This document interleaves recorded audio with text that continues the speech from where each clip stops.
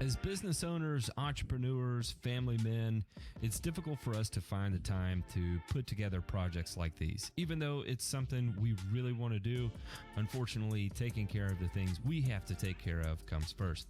However, because of viewer support for people like you, we're able to continue doing this. Please consider joining our Patreon and supporting the Burn and Return podcast.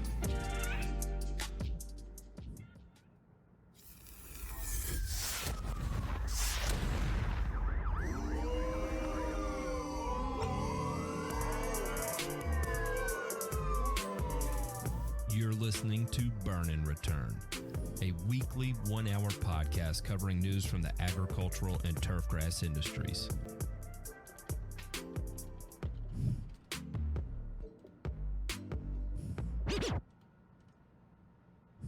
When you hear the DJ scratch, that means we're live. Welcome to another episode of Burn and Return. My name is Matt. Sometimes I go by the Grass Factor Martin. If you're tuning in for the first time, we like to get down and dirty on this show, talking about the things we enjoy talking about, which happens to be things related to in and of the green industry.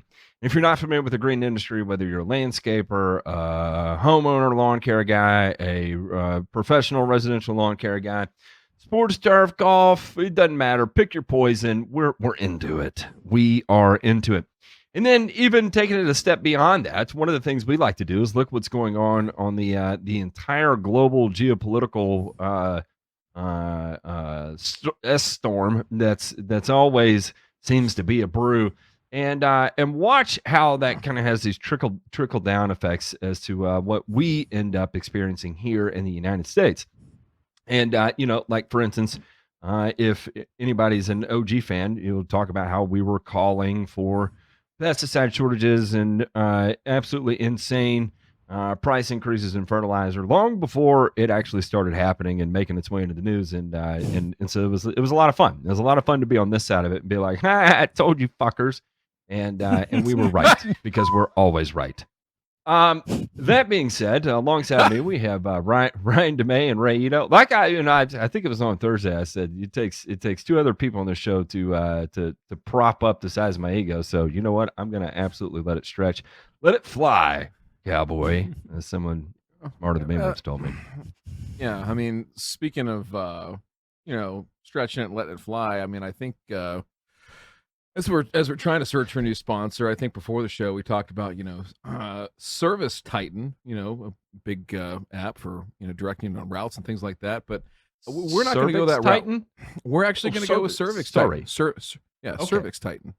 Yeah, Service Titan. Yeah. They didn't want to touch us with a 30-foot cattle prod. It's just not going to happen. So no, and of adequate size to tighten a cervix without a doubt.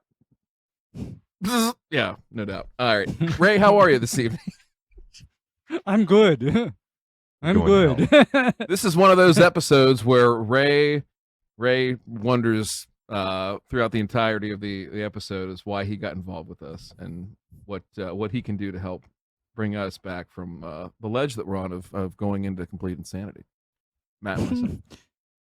Not that I don't contribute to the insanity, or else I'm the one that always says, we're all going to die. Well, I think I'll say this is true. To prop up Matt's ego and everybody else's is that I think we all have our own little spin on just how fucked up we all are in our own ways. And I think that's why it's as weird as it is, as wild as it can be at certain times. It's very complimentary to all three of us. And, it should remain that way. So in doing that, why don't we go over to those headlines? Check those out, Matt.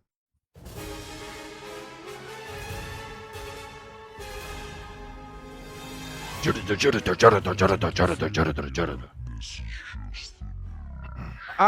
is just the news, and if anybody could have seen this coming a mile away, I mean, you literally have to have your head so far up your ass, you're trying to peer out of your nostrils from the backside of your brain. China is calling on their loans to dozens of countries from Pakistan to Kenya.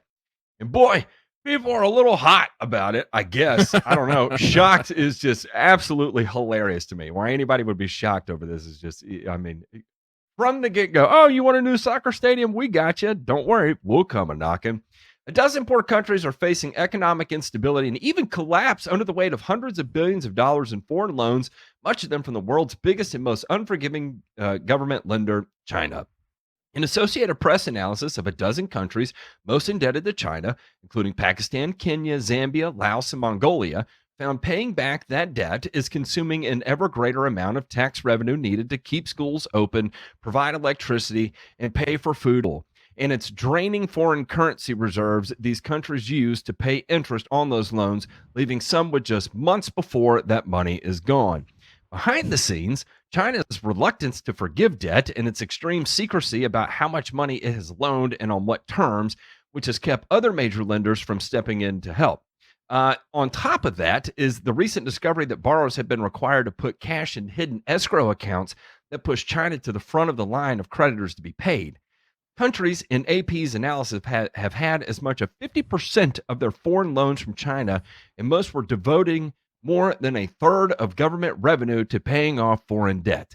Two of them, Zambia and Sri Lanka, and for those of you who don't remember what's going on in Sri Lanka, we'll give you a heads up on that here in just a second, have already gone into default, unable to make even interest payments on loans financing the construction of ports, mines, and power plants.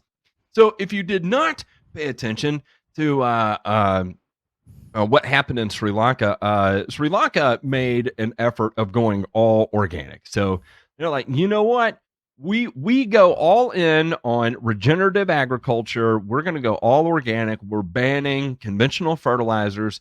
And you know what? It absolutely destroyed their country. And part of their deal of doing that was that China was going to supply them with this low-cost organic fertilizer, and it shows up and it has Erwinia. Tainting that has taken place. And so not only was it economically destructive because they no longer had the yield to be able to feed their people, then on the backside of it, the organic fertilizer they did get was so tainted with a bacteria that they couldn't even use it to begin with because it'd probably end up killing people. So it was a double whammy right to the testicles. And in Sri Lanka, and unfortunately, beyond Sri Lanka, its citizens are the ones who are having to pay for it, and pay for it in the kind of ways that you don't like to see, you know, where they have to go storm the presidential palace and burn the fucker to the ground, kind of deal with it, right? Good times. In Pakistan, millions of textile workers have been laid off because the country has too much foreign debt and can't afford to keep the electricity on and machines running.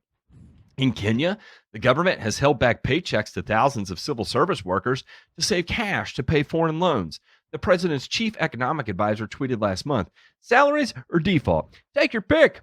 Since Sri Lanka defaulted a year ago, 500,000 industrial jobs have vanished. Inflation has pierced 50%, and more than half the population in many parts of the country has fallen into poverty. Good statistics. Experts predict that unless China begins to soften its stance on loans to poor countries, there could be a wave of more defaults and political upheavals, and it goes on to talk more about it. Ha! Guys, are we... I mean, everybody knew this was coming, right? This is loan sharking on the high seas, isn't it? I mean, like, the Hey, whole premise. Go ahead, you Ray. know, this is going to be a case where my face with that caption, "I told you so," is applicable because let me explain to you all what happens when you default on a loan to China. They send the fucking triad after you. And for those of you who don't understand who the triad is, the triad makes the mafia look like a charitable organization. The triad is, they don't play. All right? They don't play.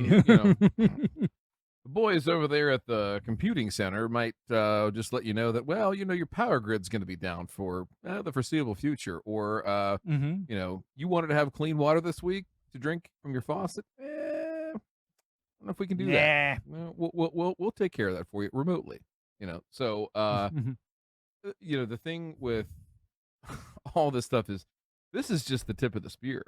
Like this is just getting started, right? And for all the stuff that they've gotten themselves mixed up into, yeah, there's probably not a country in the world that needs inflation to go the other way. I mean, you can sit and talk about all the, perils that we have here, the first world problems, everything like that, but there's a big old shitstorm brewing over there from an economic standpoint. And I don't know, boys, it'll be interesting to watch and see and how they try and shake these countries down. But speaking of shitstorms over there and shaking countries down, how about let's send in the government to shake you down?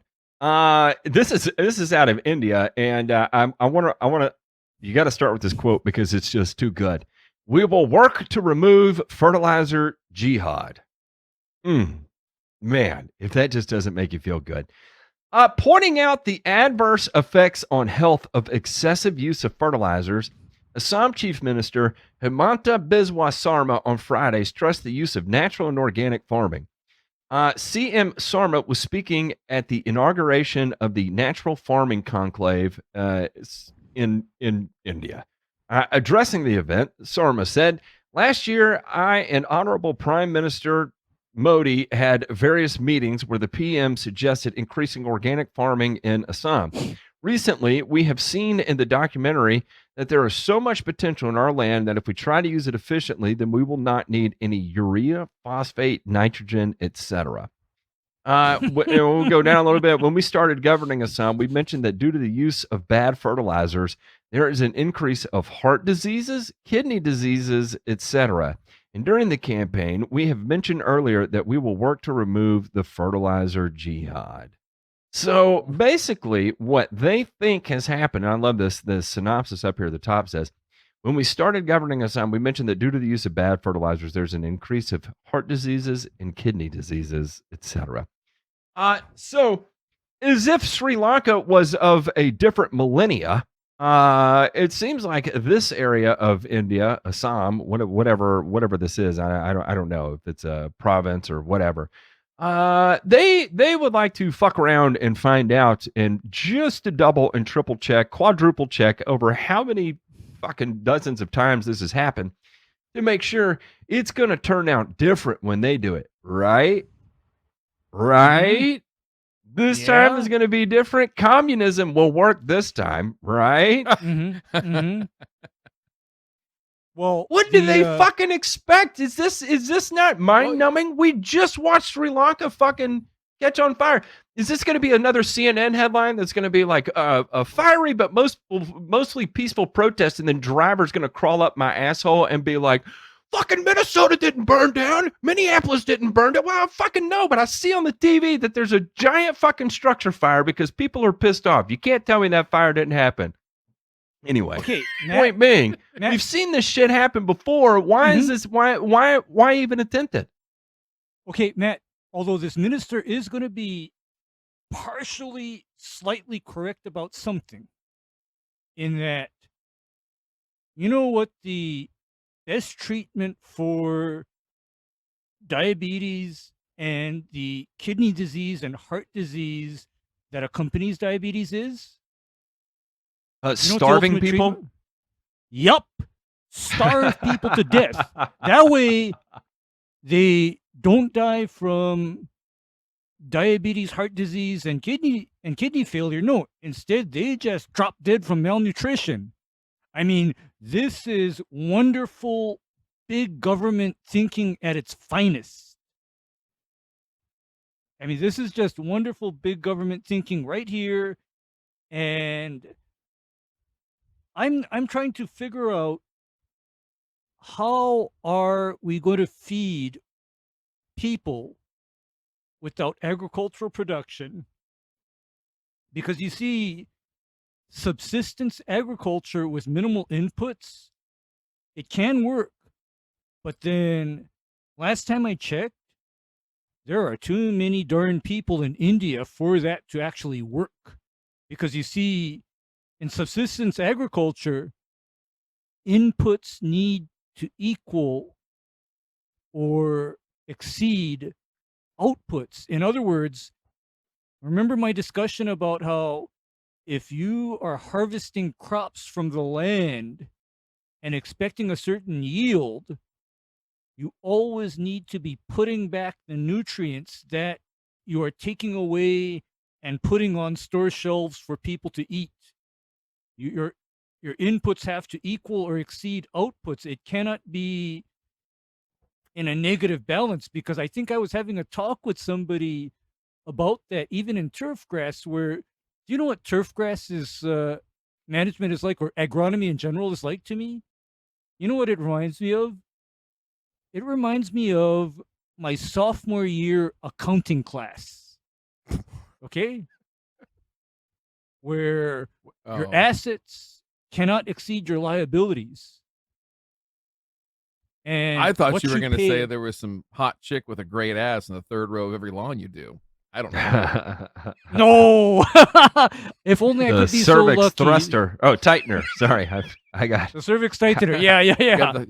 I gotta mute this again. Sorry. Flux Yeah, capacitor. but then, yeah, this all goes back to how, if you have land in production, if you're harvesting crops, you know what nitrogen, phosphorus, and potassium is? That is the building block for all of the carbohydrates, vitamins, and minerals that are being extracted from that land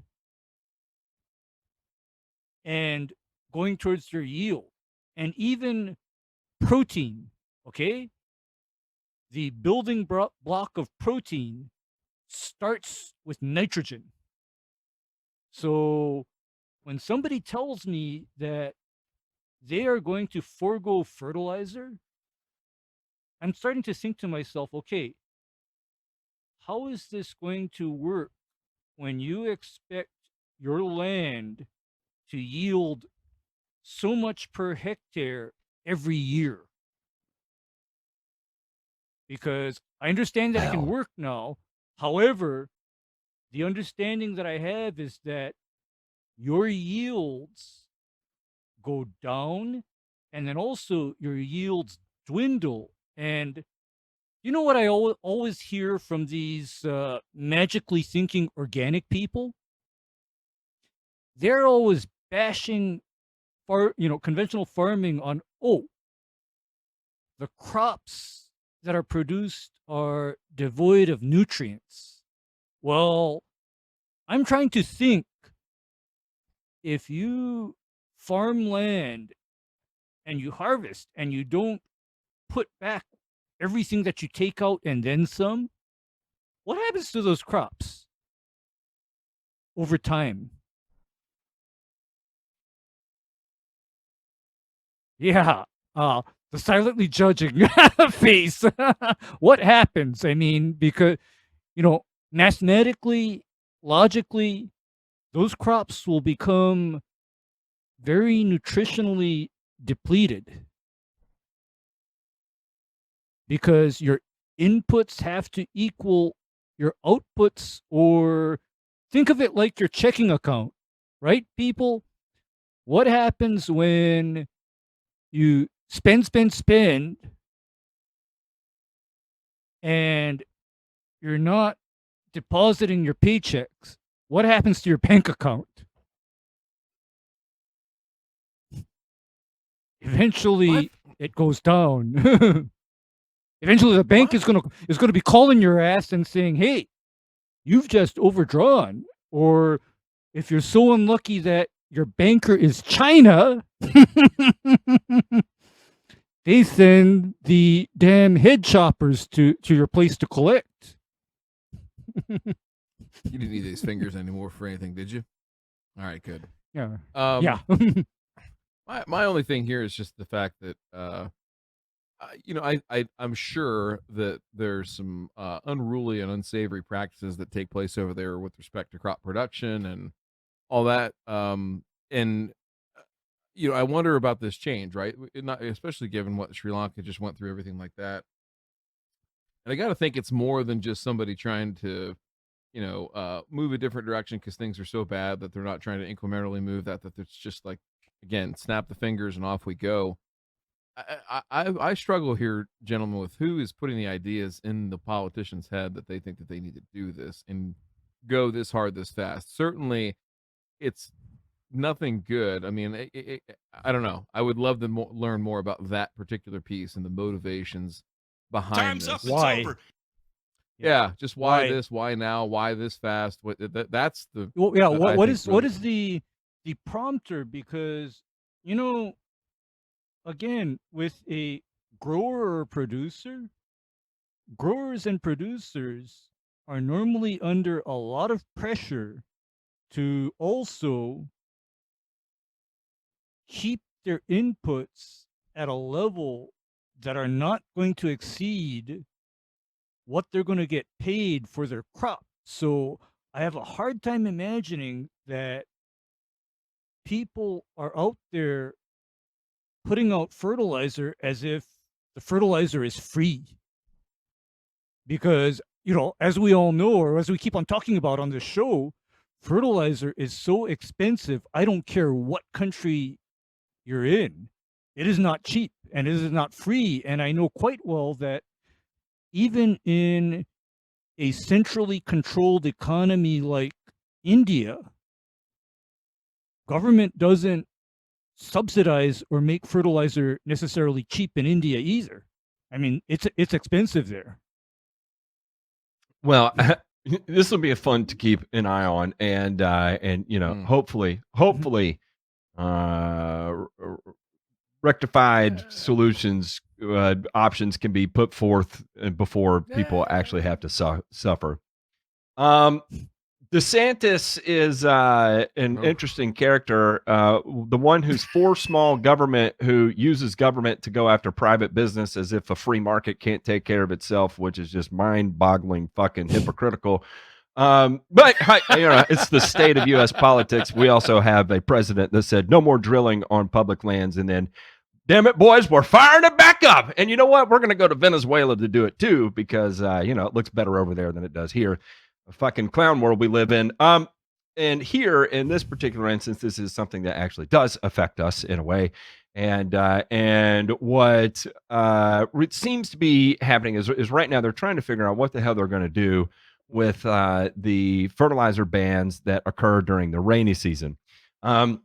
It's back on the table. You have some groups that are lobbying, saying, look, even University of Florida is saying that we are not convinced that these are actually helping anything, because a lot of this could be actually runoff that's coming from agriculture and not from home lawns. Therefore, it doesn't really make sense for us to see this. And then on the flip side of that is that also UF gets to conduct the research on the backside of this and be like, well, here's what the research said under a temporary lapse of the ban. And this is what we learned, is that it either did have a significant effect or it did not have a significant effect. And then, of course, you have the environmentalists on the other ends that are like, no, if you let it lapse for even a little while, even for the purpose of studying, we're all going to die, right? And of course, we have True Green that has a lobbyer in here, and really their whole stance on the lobby is like, let's do whatever University of Florida wants to do, since they're the ones who kind of pioneered the research on this to begin with. And if they're like, we think it's not that effective and we would like to study it further, then why not give them a little bit of the rope to be able to do so? And then from that point, as we make more regulations and rules in this, that we actually have the data that we can smack you in the face with, rather than just saying that, well, it makes a whole lot of sense that if we ban it, therefore it's not going to make its way into the waterway. That sounds probable, right? But that's not always the complexity. It doesn't take into account the complexity of the situation altogether, right? So anyway, yeah. Yeah, it doesn't, because as we've seen on YouTube, what happens when you restrict fertilizer applications on landscape lawns to a defined period? What happens to applications when you are out of that restricted period? What actually happens in real life? You got some jackasses that then think, because I cannot fertilize for half of the year, I better throw it down in the 6 months that I can. And so that is actually counterproductive to me, because Do you know when they're out of their fertilizer ban? Matt, do you know when the fertilizer ban is actually not in phase? From October until March or April. So you're applying fertilizer to grass that's either, maybe actively growing if you're in South Florida or not actively growing. It's mostly dormant. It's mostly dormant. Yeah. I mean, from November till March, I mean, I've asked Dan, and he tells me that during that time, the grass ain't doing shit. So it's absolutely retarded to ban fertilizer and then allow it only when the grass is dormant. I mean, please make it make sense. Okay? Please make it make sense. I mean, Ray's actually going to move to Florida just so he can run for office in the Florida State. Oh, I would vote for him in an instant. Oh God! Who's the guy who's in favor of so much death? Let me vote for him. Whoa. Senator Ito, you have a vote on the floor right now, I would fit it. I would fit in fine right there, wouldn't I? I mean, yeah. However, or not. I think this is a big giant scare tactic, to be honest, as everything in politics is right now. It's just one side trying to scare the other side into the holy fucking oblivion of outer space. And I think there's a bit more common sense involved here than the headlines are showing. So anyway, I want to see it studied. I want to see real actionable data come out of this, and something that we can all take into consideration, whether it's good data or bad data, in the sense that it's either pro lawn care or it makes us all look like fucking environmental crazy people, like awful, just horrific drains on the environment. However it shakes out, I want that data because that allows us to do bigger, better, smarter things while we're out there in the field. So anyway, we need that information. That being said, gentlemen, let's go ahead and check out this week's favorite segment among the viewers of Joe Knows Turf. Joe Knows Turf. Hi, I'm Joe. I'm gonna give you a bunch of accurate turf facts today because Joe knows turf. Joe does know turf. I don't know what he knows about turf this year. I haven't talked to him much. A little bit here and there, and I hope he's doing well. And I think if you watched our show last Thursday, Thursday, we went into some mean tweets and some things like that, some mean comments that people wrote to us and didn't like us, and we're here for all of it. So please, if you have more, send them our way. The other part of this too, my guts can support a monumental amount of weight. It's a solid base there, very solid base. It is yellow toe strap type of shit. I think so far, just for those of you on your bingo cards, we've had cervix, we've had taint, and we've had duts. So getting close out there if you're using that free space for sure. All right, so what I said too in that show last week was that I think we can characterize our Joe Knows Turf segments and things like that between one of two different options. One is people that are charlatans that are out there just to sell people on whatever they're selling, and they give less than zero fucks about what they do or how they say to make that happen. And then there's other videos that just highlight an opportunity for us to teach a little bit about best practices, or maybe it is somebody that's doing things right. We want to highlight that, or maybe it's something that somebody, it's just a situation like we're going to have here tonight that we can highlight a couple of things that I think are important and tie back into our past article there. So Jay Pink, let's go ahead and roll this clip from our good friend Travis over at Budget Lawns, and let's talk about some BMPs for fertilizer applications here. Man, it is really amazing what just a little food can do to your lawn. Just a little bit of fertilizer. I mean, I know how I feel when I get a good hearty meal in my belly. I just feel like $1,000,000, and so does your lawn when you get some fertilizer down. And I got my first one down for the season. My spring app is in the books, and I just nailed it. Everything went perfectly when I lay down a round of fertilizer, I really have two main objectives.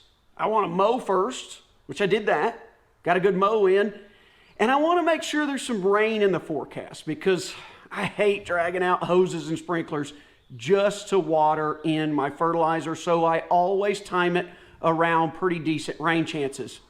Well, in just 1 week, after accomplishing both of those to a T, we're going to look at what results are when you lay down a round of just a simple, inexpensive, generic, synthetic, all-purpose fertilizer like Expert Gardener 1010 from Walmart. Last week's video, we talked about fertilizing your lawn a little bit, and we really talked about grub control or signs that you might have grubs in your lawn. I'll leave a link to that video down below. And the lawn, honestly, in last week's episode just looked pretty dismal, but man, things have changed in 1 week. Now, last week it looked pretty bad because, yeah, it had been short on rainfall, had been short for the most part on warm temperatures, but since then we have had some heat, humidity, and some warmth, and you combine those all together with a little bit of fertilizer and bam, things just explode. Hey, one little tip, you gotta get you a cheap rain gauge, folks. If you don't have something to measure your rainfall, whether it's a weather station in your yard with an app on your phone, which you can get one of those, but all it takes is something about $2 or $3 mounted outside. I like to put mine right outside a window out on a fence post because I don't even have to leave the house to go check it. Just peek through the window and bam, I know exactly what I've got. Then I'll go out and empty it. Sometime when I want to get another gauge on what the rainfall is going to be for the next round. But I put down that fertilizer last week after a nice mow. Immediately, I mean, within 24 hours, I shouldn't say immediately, but within 24 hours, got almost a ½ an inch of rain and more rain throughout the week. We've had inches of rain this week. It's been a pretty good week of rainfall. And the lawn just responded to... Pause right there. Okay. So there's a couple things to highlight, and one of these things here is important. I think this is a condition that a lot of our homeowners that we are talking to right now, and especially a lot of our pros that get out on a lot of properties, particularly on newer subdivisions where there's a lot more stormwater control practices that take place, catch basins, things like that, and then especially on commercial properties where that's been the case, okay? So, gentlemen, here's what I want to talk about today is Travis said a lot of the right things in terms of, you know, how he's approaching his spring fertilizer, all that's good. The thing I want to talk about, though, specifically, right, is about timing applications around rainfall and the quality and quantity of said rainfall relative to the safety of your application, right? So, J-Pink, go ahead and throw up that graphic real quick. The 4 R's of nutrient stewardship. We've talked about this before on this show, and we've talked about it before on Thirsty Thursday. It's a great time to have this discussion, and especially with the preceding article that we just talked about. A lot of this fear, right, that what Matt was talking about was predated by information that was poor, right? There were poor practices where people would say, yeah, put it out right before rain. You get a big, hard pounding rain, and boy, howdy, you got fertilizer moving all over the place. You got fertilizer on impervious surfaces like sidewalks, driveways, roadsides, curbs, Jimmy Lewis. Sorry, that was predominant. It's whatever. You know, no weeds in the cracks. Same difference.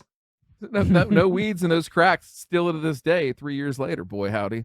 So anyway, the thing that this video that made me, want to call to attention, and Travis kind of highlights it. There's a lot of rain, right? He mentions the fact that, he put down a 10-10-10. So the first thing here, right, is the right source. Okay. So I don't know Travis's soil type. I don't know, what kind of conditions he's got. If he needs to apply P, if he doesn't, regardless, let's just take it out of his context and put it in somebody else's context. All right. So Ray, if we're making a nitrogen application, right, and we get some runoff that's going, down through storm sewer, something like that, nitrate's kind of a big deal, right? But we're not really using nitrate-based fertilizer in most cases.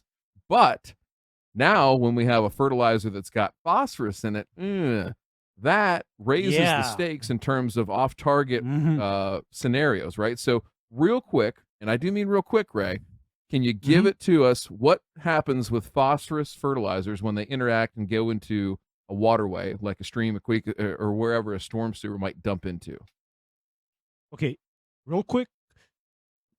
Phosphorus in water runoff can cause what's called an algal bloom, where because you have so much phosphorus in that water, algae and single cell life forms can just explode. And that, for example, folks, is the reason why up until I believe the 1980s, a common detergent additive that worked extremely well was this chemical called trisodium phosphate. That used to be in dishwashing detergent, laundry detergent. It worked extremely well. However, when that phosphorus hit the waterways, it basically turned the lakes and the streams greener than my shirt, if you can imagine. Not a good thing. And that's the problem, right? Is that we get a situation that's what's known as eutrophication, right? So there's algal blooms and things like that we cannot control. There's nothing we can spray for it, even though we'd like to. Up there, what is it? Lake Saratoga? What's that place up there in New York that's on our shit list? Anyway. Oh yeah, situations. Yeah. That's the Eurasian milfoil.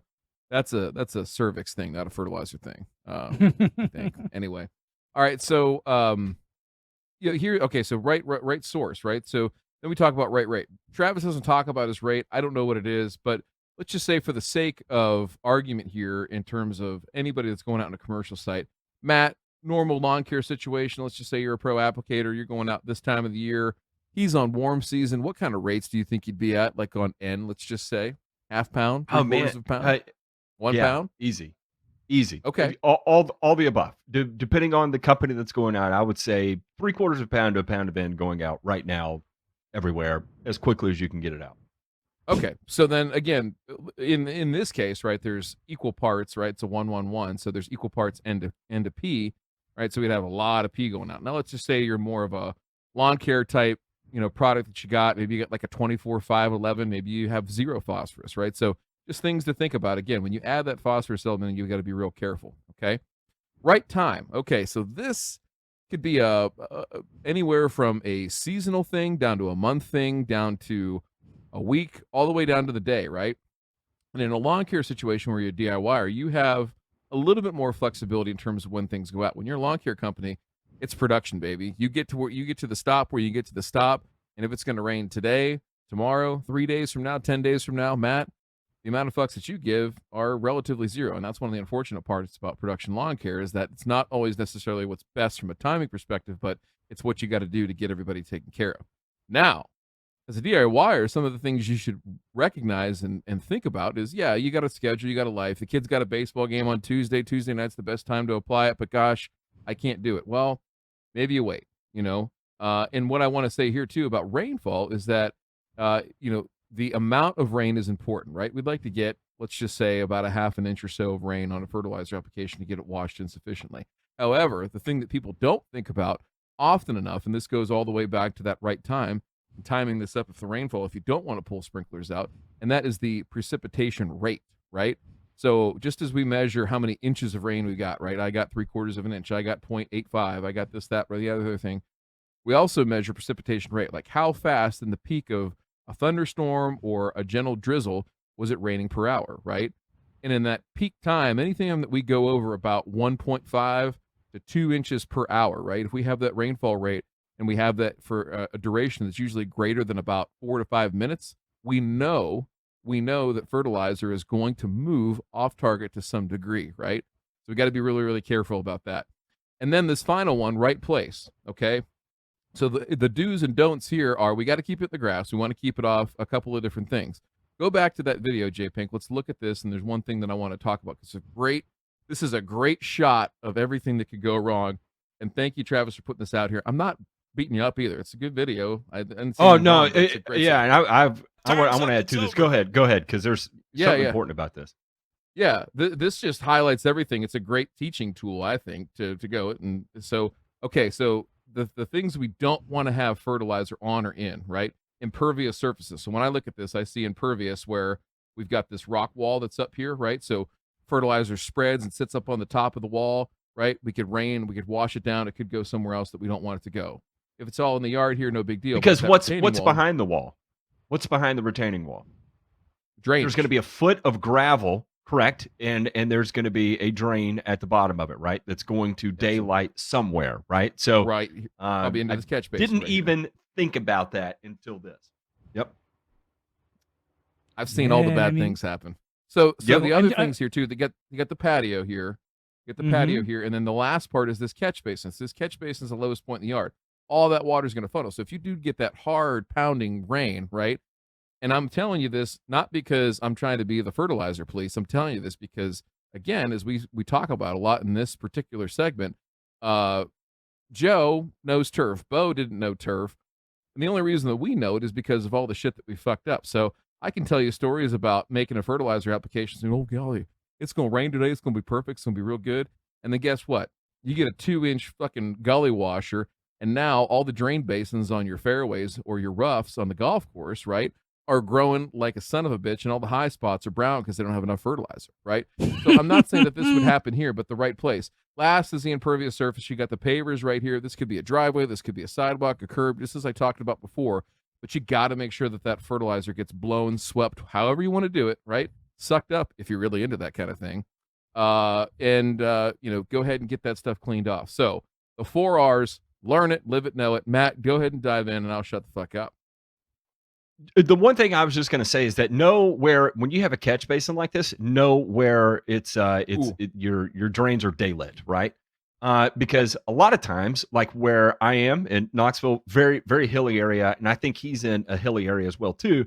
A lot of times where that is daylit are going to be pop-ups in the front yard, right? So best case scenario, you apply, it gets heavy rainfall, it runs through your pipe, and then it runs through a pop-up in the front yard, and you've just effectively moved your application from the back to the front, right? Not the worst thing that could have happened. Sometimes, though, it will run to a drainage swale, and from the drainage swale, it's running to a retention pond.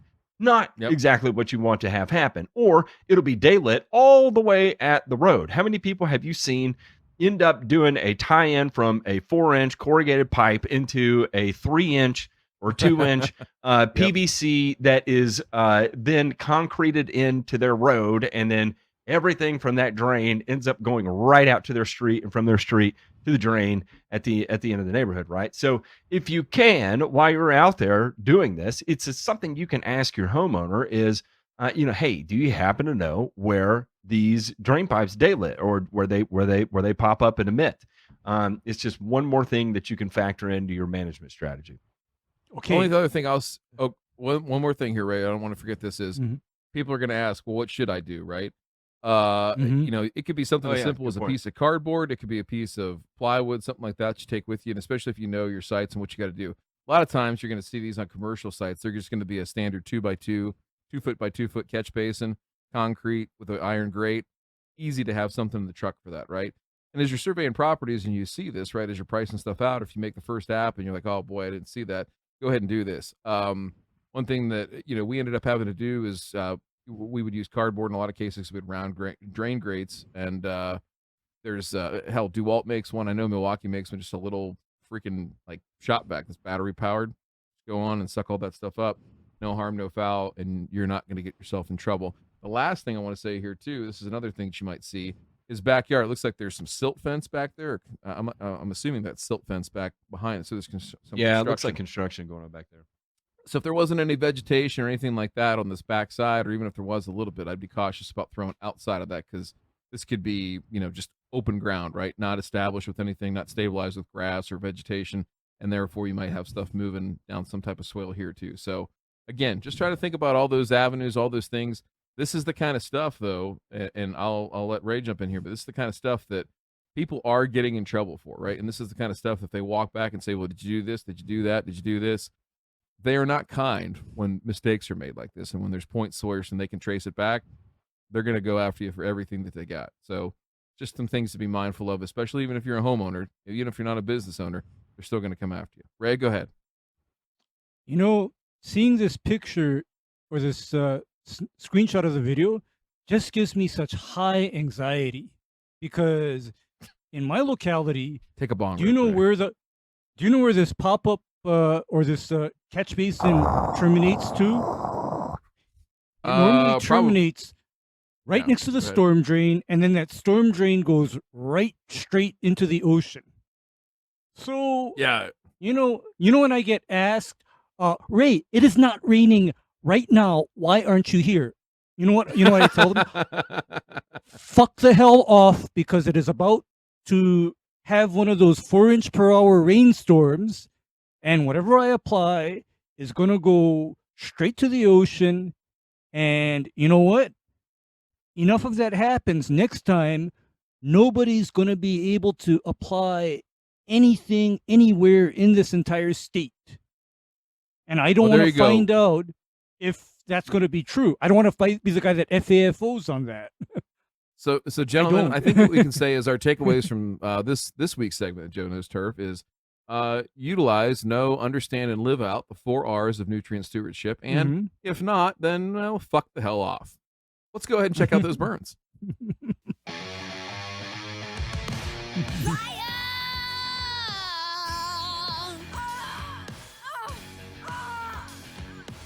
Sheila's got a nice catch basin. I've heard that.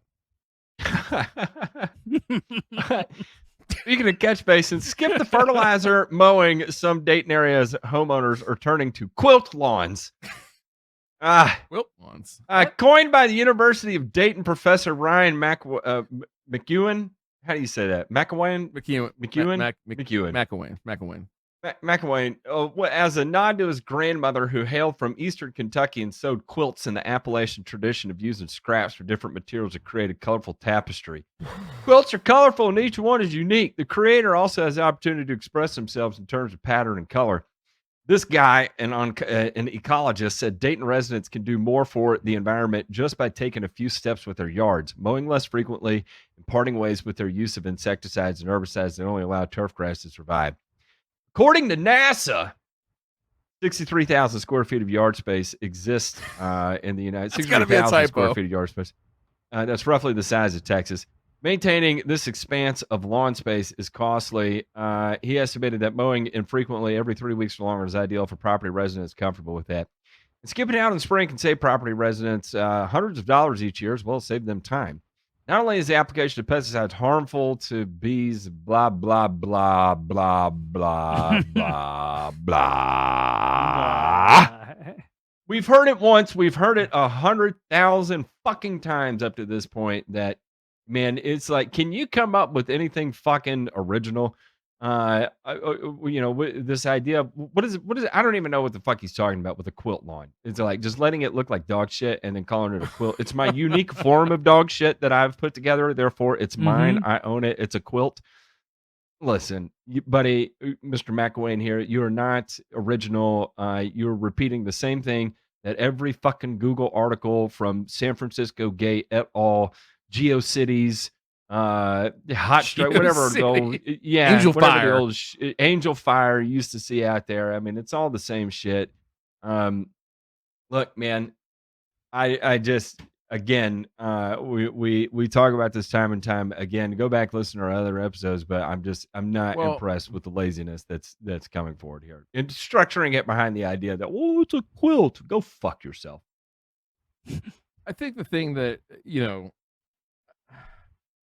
this is the reason that I added this article tonight was to ask you gentlemen real quick here, where the ideas and everything like that, it's not just the internet, right? So these are educated people. They go to school, they go to college. He's an ecologist.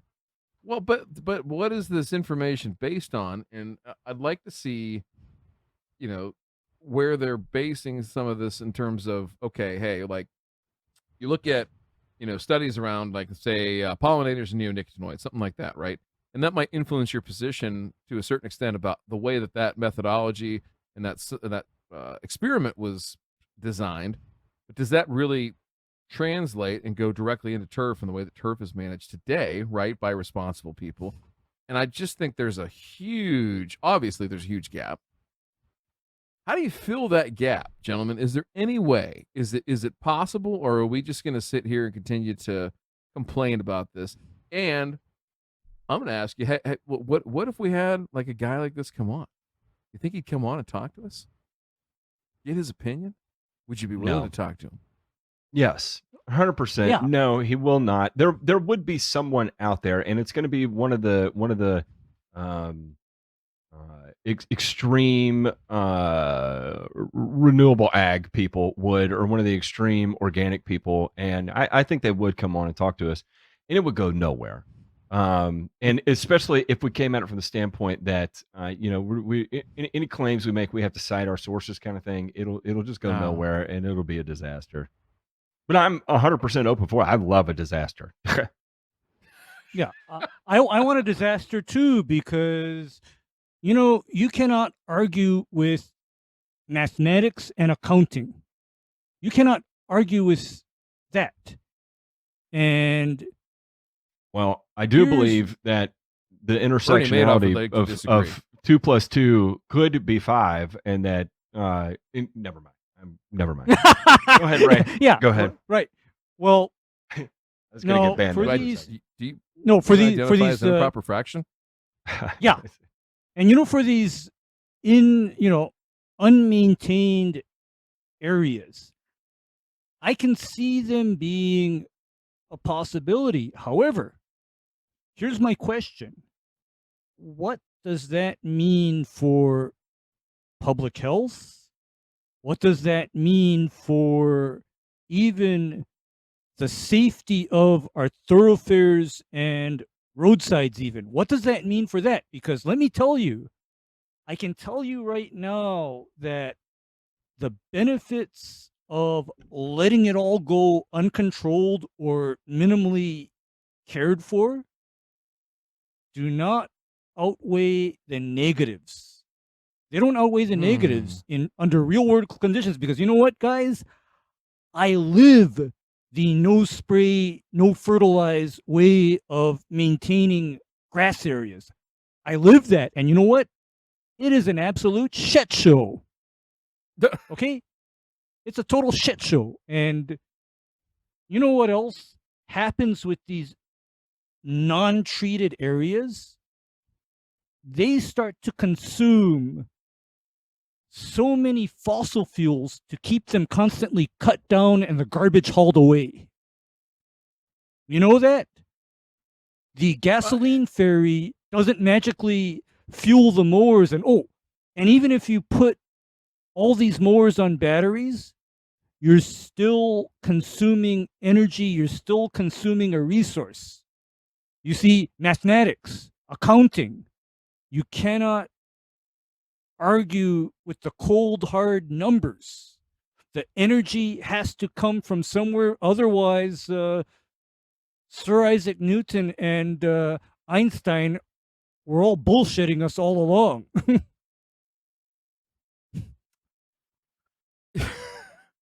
I just asked because I feel like at some point, again, this is my thought on the whole thing. It's just that sitting back in the echo chamber, at some point, like, you got to take the fight to them. And, I think it's through science, hopefully. I think with what they're trying to do there in Florida and what we're trying to do here in Ohio, and trying to get, actual independent research related to, for example, water quality and, pest pressures and different ways that we're dealing with things, and the fact that this isn't, the biodiversity that exists in a lawn, right, may not be what it is in a unmanaged forest. But again, that's what we talked about. What was it? Brian from Turf Mechanics comment, that prairie grasses and this and that and the other thing. And the whole point, though, is that what we do is unnatural, right? And to Ray's point, I don't know that people really want to have what ends up being a natural lawn and everything that goes with it. So we'll see what happens. But I wanted to put that in there. All right.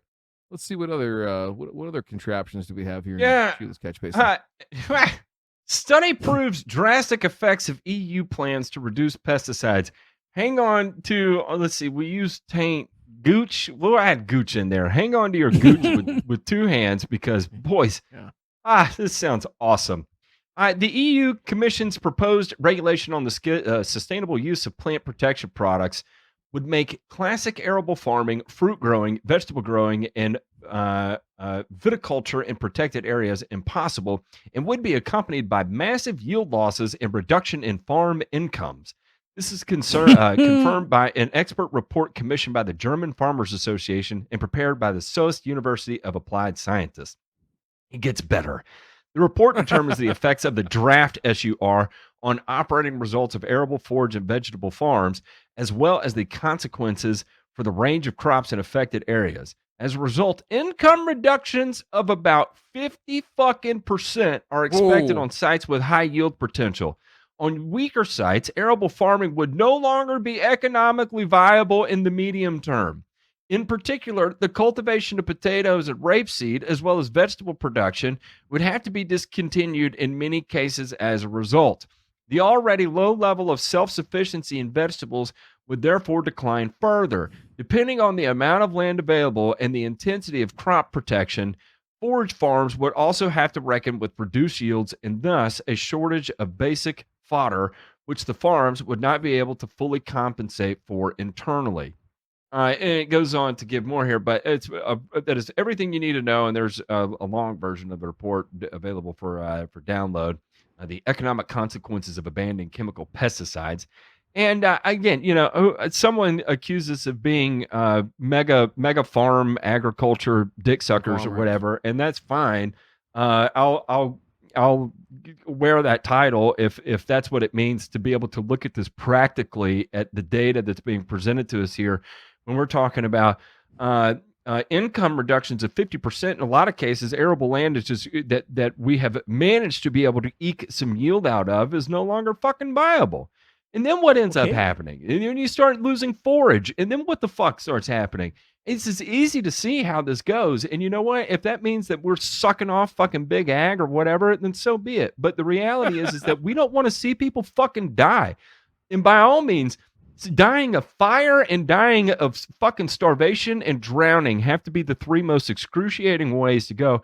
And starvation may be the worst of them because it's a fucking long, drawn-out period of just never-ending pain until you fucking die that you have to cope with. Yeah, sounds it is awesome. No, it sounds great. And you know what, Matt? Please make this make sense to me because, okay, the health authorities are pushing people to eat fruits and vegetables 3 meals a day, okay? How are you going to do that when fruits and vegetables, because they're no longer able to be produced in an economically viable manner, then become prohibitively expensive, yet at the same time, they're telling you, stop consuming meat, milk, and eggs. Please help me make sense of this. I mean, what the hell am I supposed to eat? No, really, what the hell am I supposed to eat? Because no meat, no milk, no eggs, and then also that leaf of lettuce is now going to cost $100 because no more pesticides. Please help me make sense of all of this. Well, so there's an article that didn't make the cut for this week, and the title of it was "Pesticides and Fertilizers Driving Down Bird Species," study finds. And the quick answer to that is that yes, that's not good. I'd like to understand more about why that is, but also pesticides and fertilizers are also driving up, the actual human race in supporting it. Okay, I mean, so, are we gonna go back to what I keep on bringing up about how if we are going to reach for this pesticide and fertilizer free utopia, we're all going to have to die? I mean, is that what it is? And we're all going to have to die? I mean, that's the truth. And yet what's going to be really sickening to me is if we, the common people, all drop dead and the pencil dicks that propose that we pencil dicks, mark that name, go without fertilizer and pesticide free, they all still get to eat. I mean, because to me, what I always say is that anybody that proposes something like this, you know what I always say, Matt and Ryan? Okay, you guys show me. You do this first, okay? You go on these meat, milk, and egg-free diets. You show me first. You also show me, okay, how to run a productive and profitable agricultural operation without fertilizers and pesticides. Show me it can be done. And I'm not talking about the hippie extremist granola eater on a half acre of land that is only producing enough to feed herself.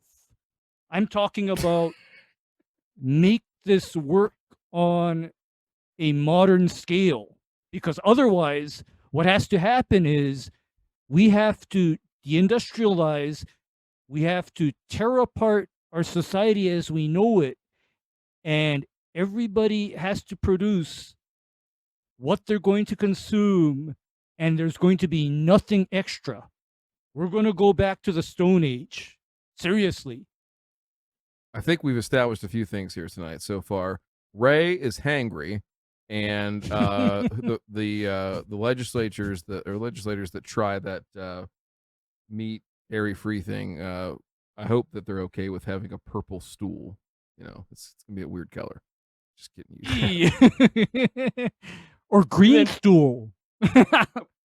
One of our favorites from over the weekend. I think this guy sent in a whole lot. 30 tons of ammonium nitrate just disappeared. Interestingly, Whoa. 60,000 pounds, or a big ass rail car has gone missing on a shipment from Wyoming to California, and they still have not been able to find it. It was Jesus. sealed, and as it is oftentimes on shipments like this, they will put a seal on it to ensure that no one has accessed it from the time it leaves its origin until it arrives at its destination. You have to cut the seal off in order to unload it, right? Well, the problem is that it showed up, it was still sealed, and there wasn't jack shit in it. They're like, where did it go?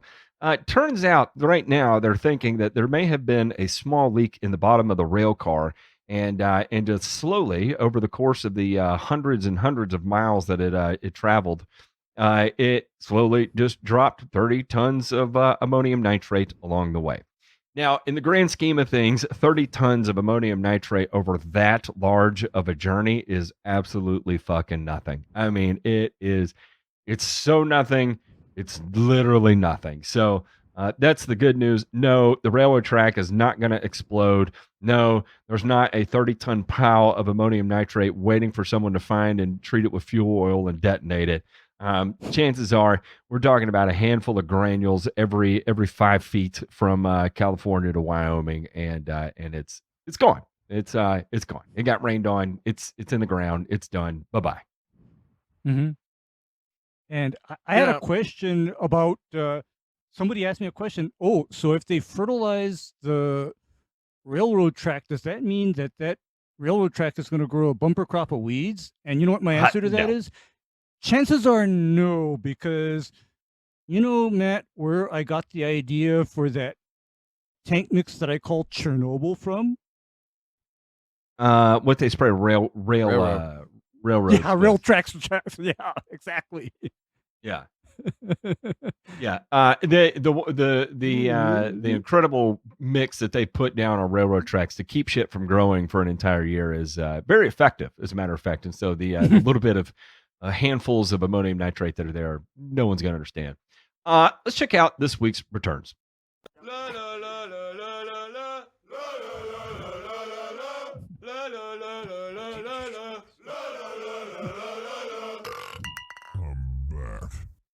I am back.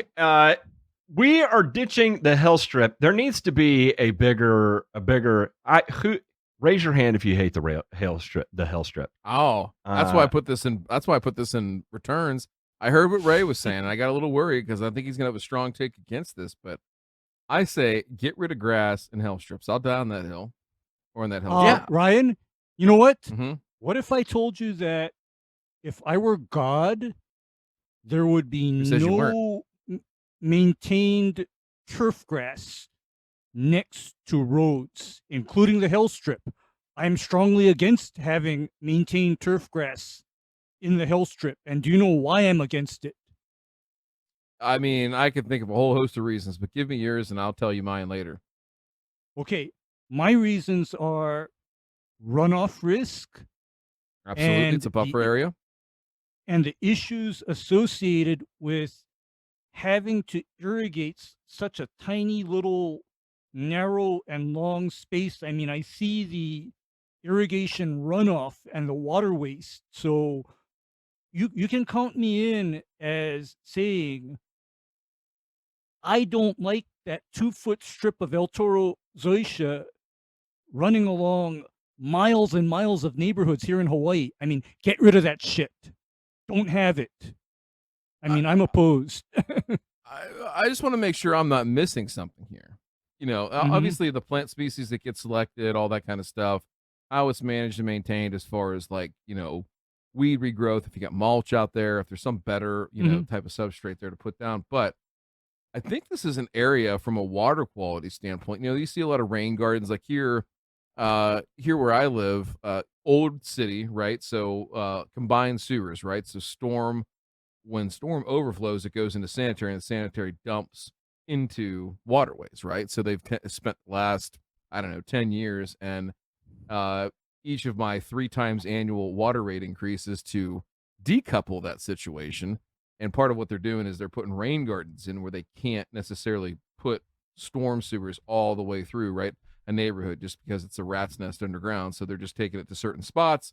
You put a rain garden in, you filter it out. Matt used to build bioswales and all sorts of shit. You know, is there anything that you learned from that, Matt, that would serve us well in the hell strip space? No, not particularly in that would serve well in a hell strip space. But I love the idea of a landscape buffer between roads. Anything to separate roads and grass and or even like this. I like that they're doing the little garden thing out there. It makes it very communal, in my opinion, and I think it's cute. Okay, you know what else is cute? Oh wait, real quick, Ray. What else is cute? She's cute. Well, no.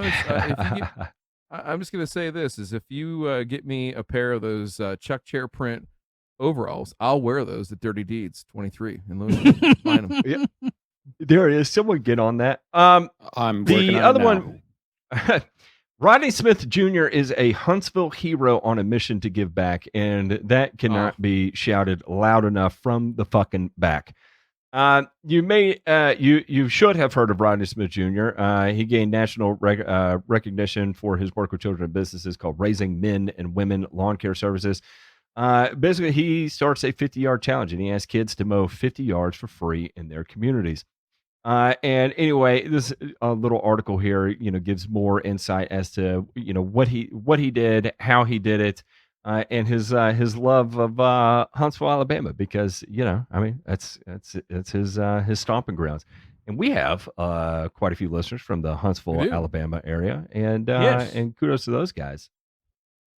Speaking of listeners, real quick, on our returns, got to give a big shout out. Happy birthday, 50th birthday, I believe, to our good friend Lushy. It's his birthday today, so if you see him, happy birthday, Lushy. Hear from him. You're old as dog shit. You are. So hey, everybody, send him a gooch pic in the chat here later on as a gift. Okay. Nutscaping. Yeah. Well, that's a little bit lower angle than the nutscape. Yeah, it's good enough.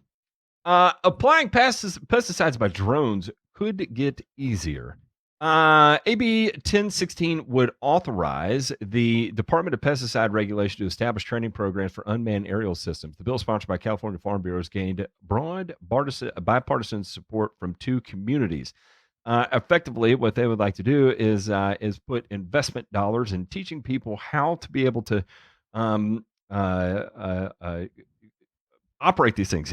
Get trained alongside fixed wing pilots to get a license, and then get out there and do the damn thing. These are $20,000 drones as of right now, and you can't just go buy this and pick it up and expect to operate it. You need a sky daddy like Tilly Coleman out there to teach you the ins and outs and things to worry about, not to worry about when you're operating these things, because well, it does fucking fly, right?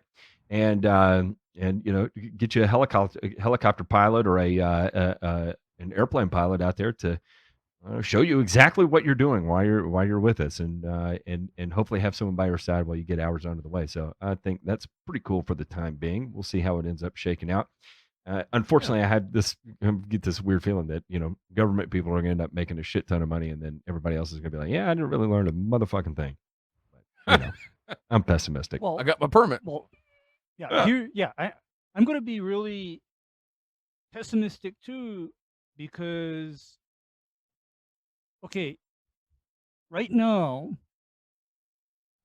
aerial application by drone is tied up by siloed bureaucracies.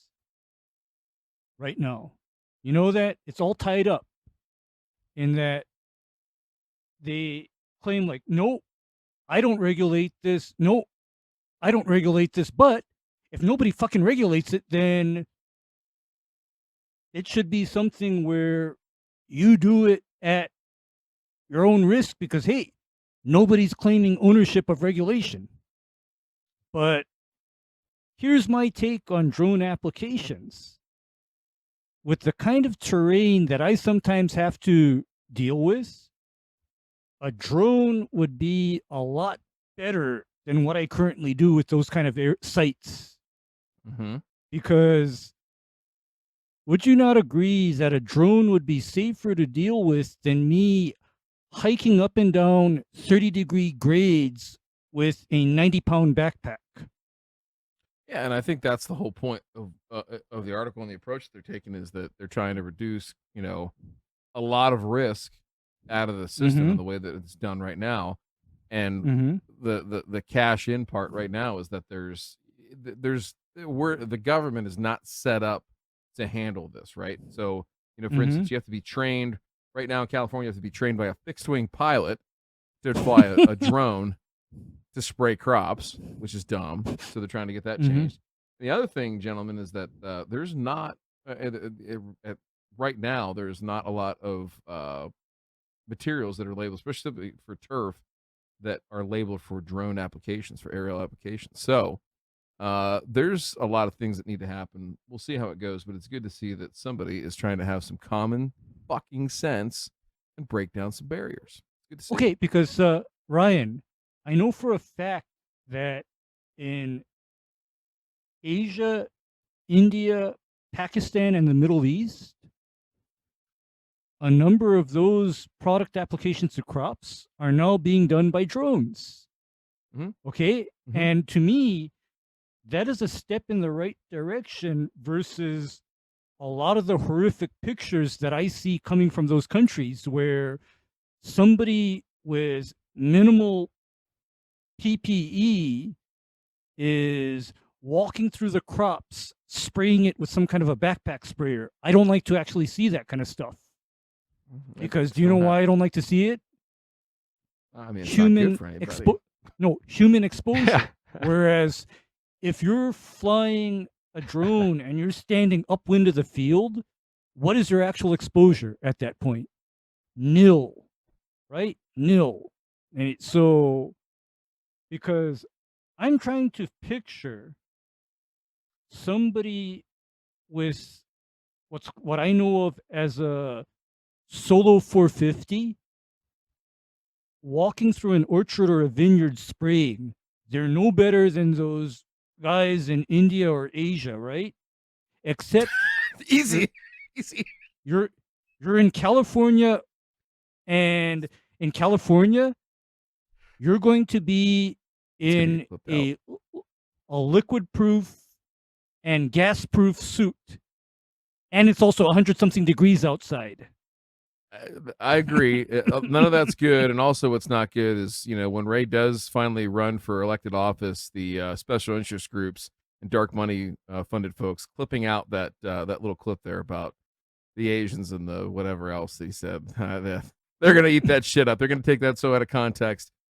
Ray, good luck with your political career after that one. You've got mail.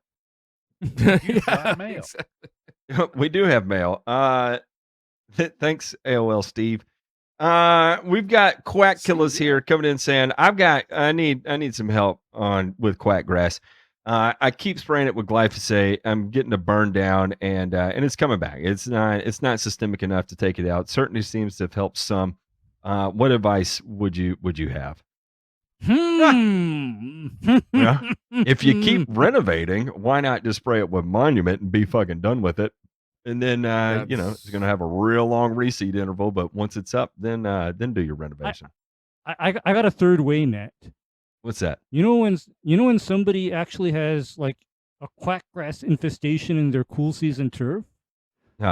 This is a use case for glyphosate, fluazafop, and mesotrione and triclopyr. This is a use case for that combination because that combination is far more systemic in that quackgrass versus just glyphosate alone. I mean, this is time to do the termination mix. And I'll let Nick you do the calculus on the economy of getting that done. But glyphosate isn't going to get it alone, and it's going to take something nuclear like Ray mentioned, or something that's designed that's labeled to actually provide a complete and thorough kill of it, like one of the sulfonylureas that will also smoke your other remaining cool season grass for a long period of time and not allow you to reseed it as well too. Then we have cool season weed killing. What were we gonna say? Okay, the thing about going like kill mix is that you are able to reseed 30 days after your last application. Whereas, when you said Monument, Matt, I'm thinking, man's not going to be able to reseed his lawn for a year. I mean, that's how long trifluoxysulfuron lasts. That's serious. Yeah, it's no joke. Then we have the next one here, cool season weed killing. I need help knocking out fescue and other grassy weeds in my rye and Kentucky bluegrass. Feeling a little bit lost. My grass seems to have a fungus going on. High pH grass doesn't seem like it has any backbone. This is out of Wisconsin. Attached a soil test as well too. Soil pH is 7.4, which isn't just awful, but we do have an OM rating of 5.3, which is I would say that's going to be high, without a doubt. And then we've got a picture of some lesions on the grass here, and taking a look at these lesions. What are you guys thinking here? I don't know. And I keep having to remind myself this is Kentucky bluegrass, so up in that area when he took these pictures, I'm gonna guess it's probably just leaf spot. They've not been that warm. And nothing, just a little. Wisconsin, rainy, gray skies. I think you're 100% dead nuts on the old helminthosporium leaf spot is what it appears to me. A little bit of leaf spot. However, here's the confounding factor with the leaf spot. When your soil has a pH of 7.6, I don't expect micronutrients to be very available. So actually, what I'd be pushing this guy to do is short term do something like azoxystrobin to address the leaf spot as a spray, please, not as a granule. And then long term, I would say his nutrient program should shift towards getting more sulfur and acidifying materials into the lawn to drop his pH. He can also consider supplementing with chelated micronutrients as well. But this is a case of, because his lawn looks meh, it's going to take more than one application of one product to, get it all back on the up and up. Let me say this. He sent a picture of his yard. There's nothing about this yard that looks meh to me. I mean, it looks. I think it looks pretty fucking on point. Yeah, well, I think it's that last 5%. Yeah. Here's the thing, though, is that I know for these cool season guys, unless their lawn is almost blue and glowing in the dark, they're not happy. Yeah. Because that's the expectation. Whereas for me, if they saw a lawn like what's in my background, they'd be saying, put some more nitrogen on it. And however, I would be saying, for me, when the lawn is this green already, no more nitrogen for the rest of the year. Because it doesn't need it. I mean, that's the difference. The last one here is not from Justin Dawson, but from another Justin, and he had a question for you, Ryan. And he said, with concerns of player safety in professional and collegiate sports when it comes to artificial turf, we're seeing a switch back to natural grass. What about OSU? Will the Ohio State ever go back to natural gas without severe renovation? I hear people saying it's impossible due to the water table. Would love to get your opinion. Oh, wow. I mean, I will say that they had turf for a long period of time, from probably the early 70s through about 1990. 1990, they switched back to natural grass. Had that for 16 years, and then they switched to turf the 2007 season. So it's been 16 years now, and they could absolutely grow it. I think the challenges that they have with the water table are kind of moot at this point. And I think potentially, this is one thing I don't know. They're actually rebuilding the road that kind of goes right in front of and around the stadium right now. That's a pretty massive project. So the for those of you that don't know, the stadium sits maybe 500 feet from one of the main rivers that goes right down through Columbus and heads south. So the water table and the soil is exceedingly high. When they did a major renovation 25 or so years ago, they lowered the field, lowered the seating bowl to add more seats. So you got a high water table, you're getting closer to it. It causes some problems. So they have a pumping system that's been in there for a long time. It was actually a novel product at the time that was developed by a graduate from the program, a guy named Joe Motes, who has a really, really successful sports field construction business now. And then they actually did the field here most recently, a couple years ago. It was a place. So all that being said, you got water issues. Yeah, that could be tamed. And now with artificial lighting and things like that, as far as what they're able to do, I think it could be done. It would be a matter of, does the university and does the athletic department specifically want to take on, the risk of doing that? They do a lot of concerts and stuff like that in the summertime to try and make money, and they host a bunch of other stuff too. Could it be done? Yeah. Will it be done? Probably not. I think for at least another probably 8-9 years, I think is the horizon that you're looking at before there'd be another chance to look at something like that again. But I do know for a fact that the player safety aspect of it is of concern to the football program specifically. They practice on natural grass every day of the week, pretty much, unless situations warrant otherwise. So they prefer to be on that, and the games are what they are. But it's kind of weird having 2 degrees from there and turfgrass science, and we can't even play fucking football on it. So. Well, there it is. We are going to head out and hang out with our patrons, patreon.com/burnerreturn. If you listen on any of the podcast apps, leave us a review. We don't care what you say. Just make sure it's 5 stars. You can call us all dick breath, whatever you want. We're fine with it. Just make sure it's 5 stars. To continue to push our ego to number 1 in whatever, I don't know, a blank space. Otherwise, we'll see y'all on Thursday. This Thursday, we have Evie, our favorite Canadian accented dude, is going to come on and teach us all new lessons in, I don't know, severe ass whippings and how to sound like a Canadian prairie boy. All right, we'll catch you on the flip side. Bye.